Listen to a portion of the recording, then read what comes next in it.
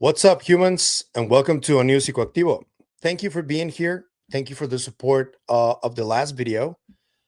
Before I continue with today's topic, I want to first ask you to like and subscribe. We're approaching 17,000 subscribers. So I want to thank you guys for the support. Also, share, leave a comment on everything that I say here. You can become a member if you want. If you don't want, that's fine. With your likes and subscribing, that's more than enough for me. If you want to support the channel in any other way, there's a bunch of links down there. You can pick your poison. Thank you for the support. And we're also on all the KGRA feeds for everybody to enjoy. Thank you for your support. Okay, so a few clarifications from yesterday's video. The scientific paper that I shared from Filippo Biondi and Dr. Corrado Malagna, that scientific paper is from 2022. It doesn't have the images that I shared on the video. Those images were presented by communications expert Nicole Ciccolo, who was the one who presented the new findings on March 15th at a press conference where they showed all of this. But presumably, we're going to have a new paper coming out about 9 days from now. And I just wanted to clarify that. I also wanted to let you guys know that I think that these claims are very, very bold. I think that there needs to be more scientific evidence. I don't know if the radar technology that they used is good enough to see through those pyramids. I don't think it is. Maybe it is. I don't know. But the fact is that these scientists are making these claims. And I decided to do the video for you guys because I found that correlation interesting between what these scientists are claiming and the remote view session that Joe McMoneagle sketched, where he drew some similar pillars that also had spirals on them and they were emitting some sort of energy. The scale is very different. I wasn't saying that what this sketch represents is beneath the pyramids. I wasn't saying that at all. All I was saying is that there is a correlation of a remote view session under mountains in the US that is similar to what these scientists are claiming that they discovered. That's it. I did find it very interesting that there are some similarities. If you guys know how remote viewing works, you can see when someone is a good remote viewer, you can see that the picture and what they sketch has a lot of very striking similarities. They're not exactly the same, but you can see that this actually does work. So I wanted for you guys to check that out. And I want to thank you for the support that I've been getting over the last 24 hours. Okay, moving on. The topic today has to do with Dr. Harold Malmgren, who recently sadly passed away. He was a presidential advisor for 4 presidents. He was a presidential advisor for the Kennedy presidency. And right now, as the JFK documents have already dropped, most of them, we're about 68,000 pages dropped so far. We're a few still away from the 80,000 that they say they were going to drop. But his daughter has a Substack, and she's also a PhD, Dr. Pippa Malmgren. She has a wonderful Substack where she just dropped a 2-part piece on some revelations that I was hoping for Dr. Harold Malgren to come forward and tell us some details of this. I am just going to read to you guys the first part. I'm going to read to you guys, but I'm going to leave in the description, I'm going to leave the whole 2 parts so you guys can subscribe to her Substack and you guys can check it out for yourselves, because just for part 1 alone, that is going to leave you wanting more and read the second part. So I'm going to read it to you guys. Here it is. So the title goes as follows: JFK, LeMay, Mary, and That Fateful Day, Part 1, Dr. Pippa. General Curtis Bumps Away Iron Pants LeMay is still a living legend. Dr. Strangelove, the mad general in the film How I Learned to Love the Bomb, was modeled after him. Now that the JFK papers are set to be released, they already were, most of them, it would make sense to look for evidence of two things. First, that LeMay had plenty of motive and opportunity to have played a part in President Kennedy's assassination. That's a bold claim right there. Second, the reason JFK reached out to Khrushchev and commenced arms limitation talks was because he was made aware by America's top government scientists that UAPs were appearing and even being brought down in anti ballistic missile tests. Specifically, JFK was briefed in three locations on December the 7th, 1962, including at Los Alamos, about a missile test called Operation Bluegill Triple Prime, and became aware that this test brought a UAP down and confirmed that we are not alone in this universe. You guys remember, I did report on this and I spoke to Mr. Jeff Cruikshank about this, who reported this specific nuclear missile test on the Liberation Times. I'm going to leave a link in the description. But this is really interesting. So now Dr. Pippa Malmgren is acknowledging this further, and she has more details. So here it goes. I know this because my father, Ambassador Harold Malgren, had overseen that particular missile test because he was in charge of coasting anti-ballistic missile systems for the Joint Chiefs at the time and reporting to both the Joint Chiefs and the White House. He too was briefed on this missile test by the head of the Atomic Energy Commission, who oversaw Area 51 and Los Alamos, namely Lawrence Preston Gill, who is Jeff Bezos' grandfather. That's interesting. He was also the second head of DARPA. My father had also been told by Richard Bissell, remember this name, a founder of the CIA who oversaw Area 51, launched Skunk Works, and who President Kennedy fired for his part on the Bay of Pigs crisis. The results of Bluegill were so compelling that both JFK and his vice president, Lyndon Johnson, unusually together, raced out to visit Los Alamos only weeks after the test. The speed of their visit and the fact that the president and vice president went together was unusual in the extreme.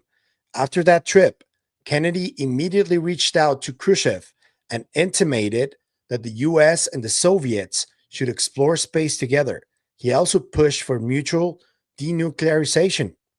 His rationale was based on what he and my father both learned from these briefings, namely that we are not alone in this universe. Kennedy was clearly terrified that his own military and intelligence officials were opposed to this detente. General LeMay thought of Kennedy as a mere lieutenant, quote unquote, and a profound danger to national security. Now that the JFK papers are set to be released, it would make sense for researchers to explore whether the reason they were classified for so long was not because the evidence implicated the CIA in JFK's assassination, but because the evidence revealed JFK's awareness of the consequential conclusion that humanity has not fully understood that we are not alone. Officials at the CIA had their part to play, but it was LeMay who most strenuously opposed JFK's efforts to de-escalate with the Soviets. And it may be that LeMay knew quite a lot about what we now call non-human intelligence, but which was known as Foo Fighters in his day. His home airbase, Wright-Patterson, became ground zero of strange goings-on regarding anomalous phenomena. He went to great lengths to deny entry to the base, and that tradition continues to this day. Congress keeps trying to gain entry, and they keep being told across various restricted bases that access is on a need-to-know basis, quote unquote, and neither the president nor the Congress need to know, quote unquote. As such, the JFK files may reveal much deeper information about a constitutional crisis that has been in place for quite a long time. Before my father recently passed away, may he rest in peace, he went on record explaining what he knew about all of this because he felt it was important for the sake of history. His interview with Jesse Michaels from the podcast American Alchemy is coming out soon. I also recorded several conversations with him as well. The very night he completed the 7-hour interview with Jesse, I had to call an ambulance to rush my 89-year-old father to the hospital. He passed away some 10 days later from aspirational pneumonia. As he weakened, he became more emphatic that the public must be informed, especially since there are so many high level military and intelligence officials coming forward now under the auspices of congressional legislation and corroborating all of this. For those who don't know General Bumps Away LeMay, he was the brains that led he was the brains and lead pilot behind the bomber squad formation of air power that decisively won World War II. He famously bombed Tokyo, dropped 2 nukes on Japan, coordinated the Berlin airlift, tried to drop nuclear weapons on Cuba and Russia during the Cuban missile crisis, and created the operational strategy for the US to drop all its nuclear weapons all at once on China and the Soviet Union in a first strike. My father faced off against LeMay when my dad was just 27 years old. He had recently been appointed to serve as the liaison between the Joint Chiefs and the White House when the Cuban Missile Crisis began. LeMay was the Chief of Staff of the Air Force and the commander of the Strategic Air Command. My dad was asked by President Kennedy and Secretary of Defense McNamara to slow LeMay and the other trigger-happy generals down so that JFK had time to conduct diplomacy.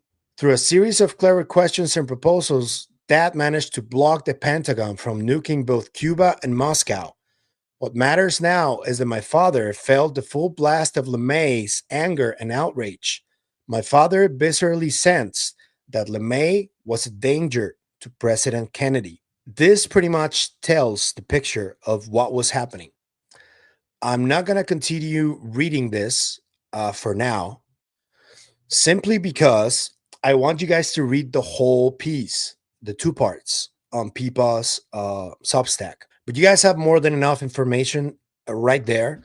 I didn't even finish part 1 because I think it's important to support other creators. And Pippa does have a paid subscription on her Substack. So I urge you, if you have the money and the time, do consider subscribing to her Substack. I am pretty sure that she's going to be releasing more information there, so it's going to be worth your while. So, a couple of things. First of all, Pipa is acknowledging basically that both LeMay and Bissell were potentially part of the Majestic 12 group. That's one. That's pretty big.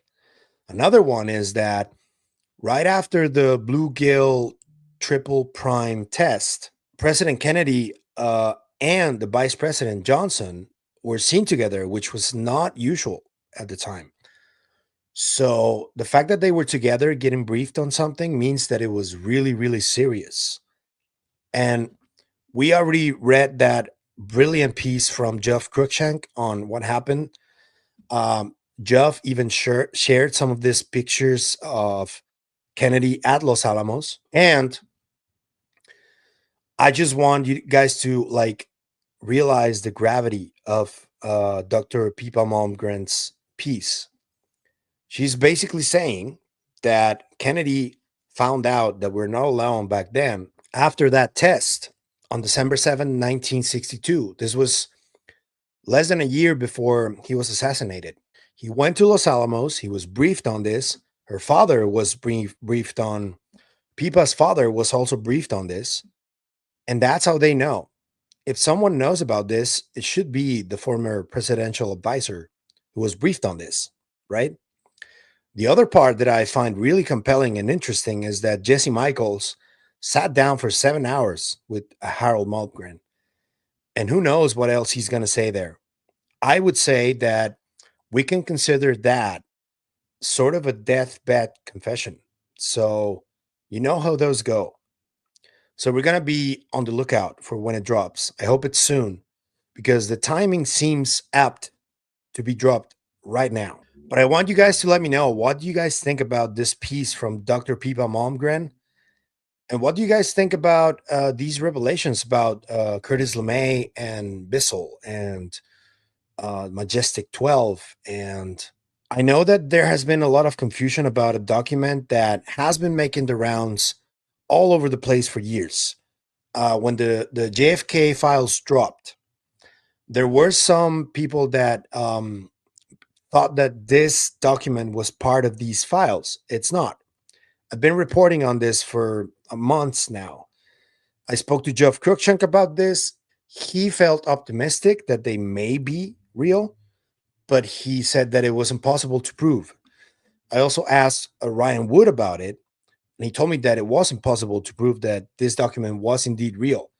The document in question is the alleged memo that JFK sent to the sitting CIA director asking for the UFO files to be revealed.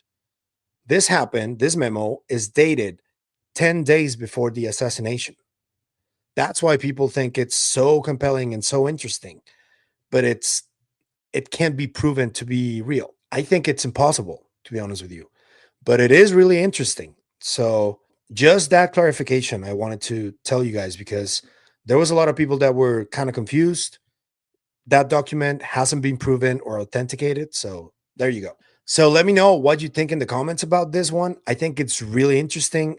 I want to extend my gratitude and sending all our love to Dr. Malmgren for her father's passing. But I hope that we get some more clarity on a lot of this. This piece should help get some of this clarity.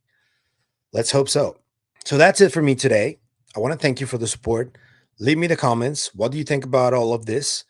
And I'm going to leave every link in the description so you guys can check everything out for yourselves. There's part 2 as well, and the little part 1 that I didn't read. It's all very, very interesting, but I want to I want to invite you guys to read it for yourselves.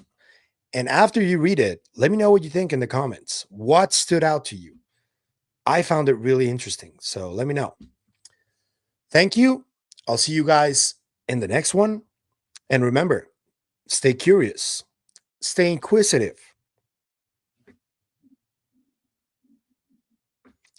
Bye.